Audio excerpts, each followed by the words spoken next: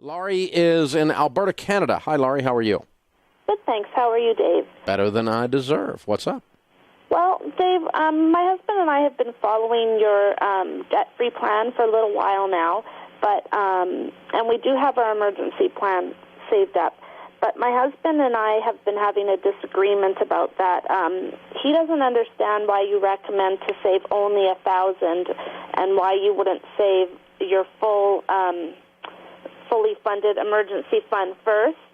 And I've tried to argue it out with him, but I was wondering if you could explain it for him. Well, it's pretty simple. I don't want to delay you getting out of debt.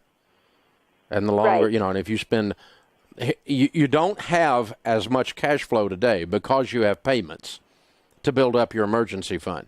So it's going to take you a long time to get your 3 to 6 months built up because you have all these other payments coming out your ears. Right, and that's what I told him, but then he says, well, $1,000 really isn't very much for an emergency. It's more than you've got now. Right. And that was his plan before, which was nothing. Well, I mean, we've always been good about saving Really? money. Well, how much do you have saved? Well, we had a lot saved, like several, I'd say 30,000 or so in the past. Where'd it go? Due to different life circumstances, me becoming disabled and such, and moving a few times, we don't have that much left. Mm-hmm. So we do still have the 1,000, but if we, run into any other problems, then, he's saying, well, that's not very much to, cover an emergency. How much debt do you have? I think probably about, at the most, 20,000. Mm-hmm. And what's your household income? Plus our house, but... What's your household income? I think before taxes is about 85,000. So you should be debt-free in a year. Yes, definitely. Okay, so we're not talking about doing this on an extended period of time.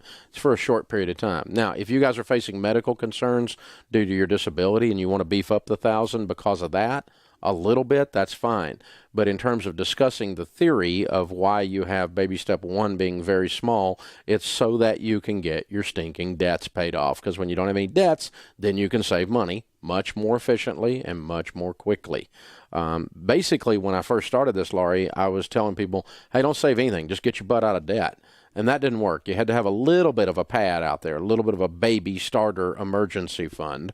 And that's why we went with baby step 1 being $1,000. But past that, no. I mean, again, if you guys want to beef it up a little bit due to your disability and potential medical issues, if there's something there, that's fine. We can talk about that, or you can do that if you want to. But on the overarching theory, the goal is to get the debts paid off because that frees up more cash, and that's the goal here. Your most powerful wealth building and saving tool, investing tool, is your income, and getting rid of the debt frees up the income to do that, and that's the reason for doing this, and it's the reason it's the right thing to do, by the way. And so I would get after it if I were you in that situation. Hey, thank you for the call. We appreciate you joining us.